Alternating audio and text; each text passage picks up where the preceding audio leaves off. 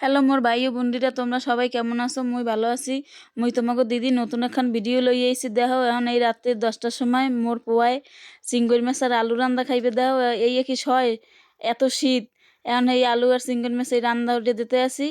আর দেখো মোর কড়াইটার হলো একটা আবার ধরনই নাই, এটা ধরনই নাই, কিন্তু এরপরে মুই এইটাই রানতেই বালঠই। আর তোমরা দেখো দি এইরম তোমরা কি চিংড়ি মাছ আর আলু রান্ধো ঝোল?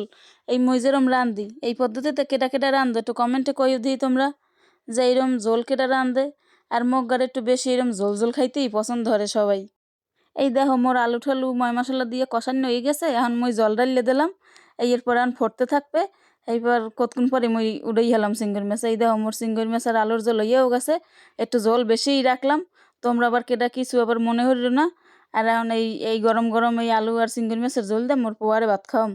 আর এই ভিডিওটা যার যার ভালো লাগছে একটু বেশি বেশি করে শেয়ার আর লাইক করে দিও, যাতে মুই আবার আর একটু ভালো ভালো ভিডিও লই আইতে পারি তোমাক ধরে। Tata, bye bye.